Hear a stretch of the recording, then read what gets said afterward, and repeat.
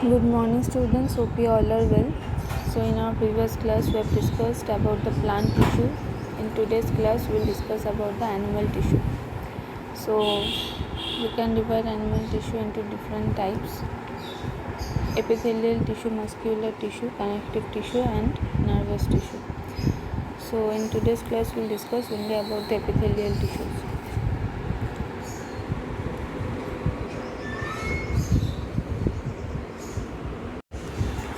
So these are a particular type of tissue which is closely packed and they don't have any intercellular space within that cells. It can be present in single layer or in multiple layers throughout the body, and they are known as the simple epithelial cells. If single layer is there, then the epithelial cells are known as simple epithelial cell, and if the epithelial tissue is made up of multiple layers, then it is known as stratified epithelium. Now, where the epithelial cells or the epithelial tissues are present, so they are present at the external surface of our body, like in our skin, and it also forms a continuous lining in our body cavity, and many internal organs like the bronchioles and inside the stomach.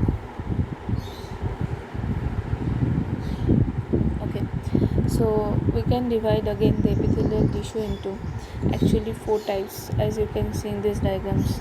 First is the squamous epithelial cell or the squamous epithelium. It is found on the skin and the lining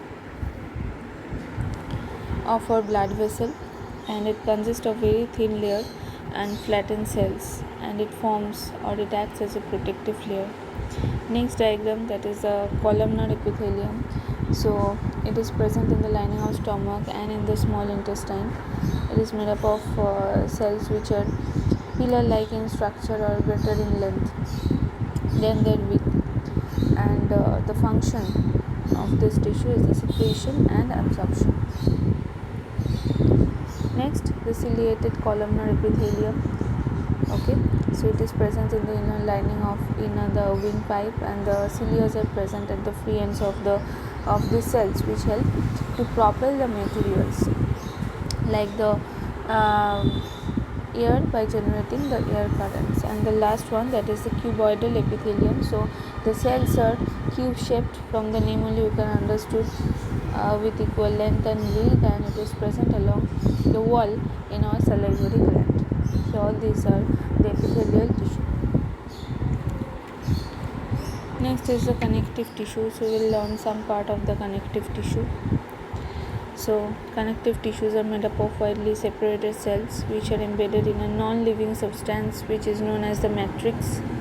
So matrix can be soft or it can be fibrous or it can be fluid or solid, but it's depending on the connective tissue. Now we can divide connective tissue into different types, as you can see in this flow chart. First, the connective tissue proper, supportive connective tissue, and fluid connective tissue. So connective tissue proper we can divide into 2 types, loose and dense. So in the loose there is 2 types, areolar tissue and adipose tissue, and in the dense 2 types, that is tendon and ligament. Supportive tissue, bone and cartilages, these are also the connective tissue. They are hard in structure. And fluid connective tissue, that is the blood and our lymph. So loose connective tissue or connective tissue proper are divided into loose and the dense connective tissue. So the loose connective tissue, they are distributed throughout our body, and they are attaching the epithelial tissues to the underlying tissues, and they act as a binding material for most of the organ in our body. So areolar and adipose tissue, these are 2 types of loosely packed connective tissues. Now see the areolar tissue, it is present under our skin. It is loosely organized connective tissue, and the cells of this tissue, they are scattered from each other and are separated by the collagen and elastic fiber, and lying in a semi-liquid matrix. Areolar tissue bind the skin to our muscles. That means under our skin layers, the areolar tissue is present there. Next is the adipose tissue. It's commonly known as fat tissue. It is made up of fibers and fat, which is known as adipocytes.